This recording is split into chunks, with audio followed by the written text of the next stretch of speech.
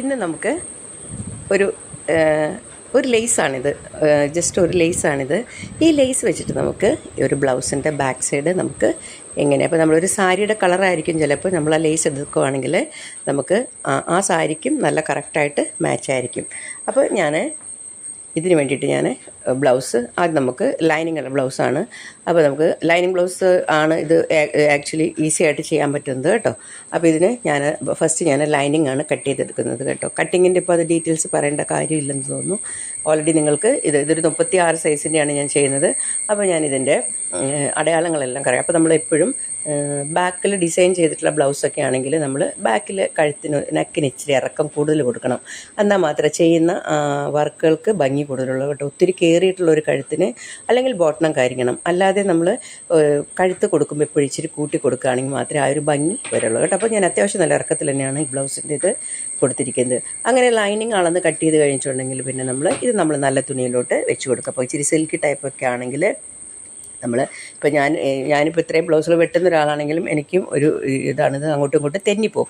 അങ്ങനത്തെ തുണികളാണെങ്കിൽ ഞാൻ ഇതുപോലെ ഇങ്ങനെ എവിടെയെങ്കിലും 2-3 സ്ഥലത്തൊക്കെ നിങ്ങൾക്ക് സേഫ്റ്റി പിന്നെ ഒന്ന് കുത്തി കൊടുത്തിട്ട് ഏതെങ്കിലും ഒരു സൂചി കൊണ്ട് നിങ്ങൾക്ക് ഇതിനെ ഒന്ന് കുത്തി ഉറപ്പിച്ച് കൊടുക്കാമെന്നാണ് ഉദ്ദേശിക്കുന്നത് കേട്ടോ. അങ്ങനെ ചെയ്തിട്ട് നിങ്ങൾക്ക് ഇതിൻ്റെ നല്ല വശം കൂടെ നമുക്ക് കട്ട് ചെയ്ത് എടുക്കാം. അപ്പോൾ ഇത് 2 സൈഡും ഞാൻ കട്ട് ചെയ്ത് എടുത്തിട്ടുണ്ട്. ഇനി നമ്മൾ ചെയ്യാനുള്ളത്, നമ്മൾ ഫസ്റ്റ് ഈ കട്ട് ചെയ്തെടുത്തിട്ടുള്ള നല്ല വശമില്ലേ, നല്ല തുണിയുടെ മുകളിൽ വെച്ചിട്ട് വേണം നമ്മൾ ലേസ് പിടിപ്പിച്ച് കൊടുക്കാനായിട്ട് കേട്ടോ. അപ്പോൾ ഈ ലേസ് നമ്മൾ സ്റ്റിച്ച് ചെയ്യുന്ന സമയത്ത് നമ്മൾ ആ ഫ്ലവറിൻ്റെ ഭാഗമില്ലേ, അതായത് അതിൻ്റെ എൻഡ് ഭാഗമില്ലേ, അവിടെ സ്റ്റിച്ച് ചെയ്താൽ മതിയാകും.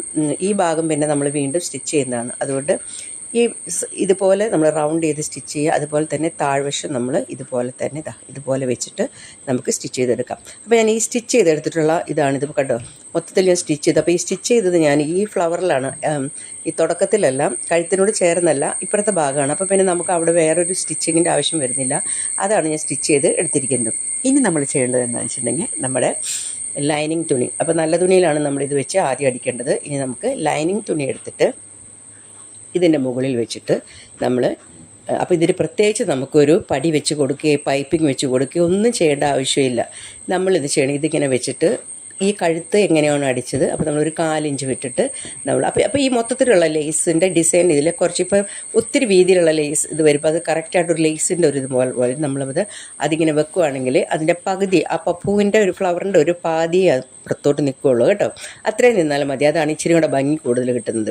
അപ്പോൾ നമ്മൾ ഇതിങ്ങനെ വെച്ച് അടിക്കണം. ഇതുപോലെ തന്നെ നമ്മൾ ചെയ്യണം, താഴ്വശം അടിക്കണം.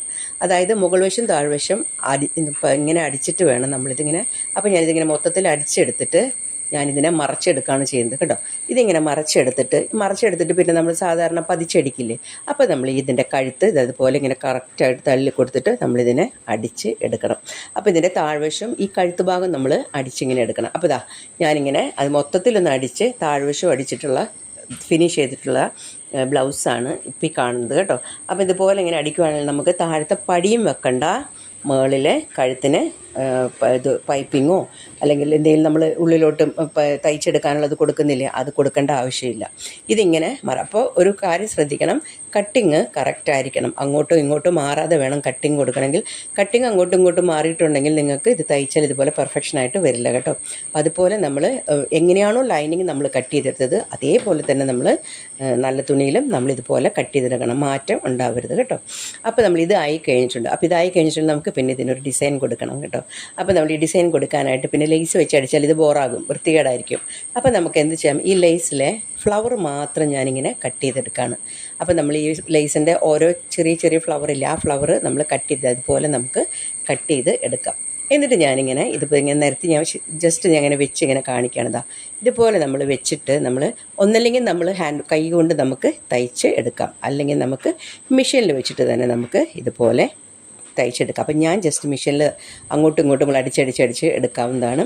പിന്നെ മെഷീനിൽ അടിച്ചിട്ട് ഇതാവുന്നില്ല എങ്കിൽ നിങ്ങൾക്ക് കൈത്തയ്യലാണെങ്കിലും തയ്ച്ചെടുക്കാം.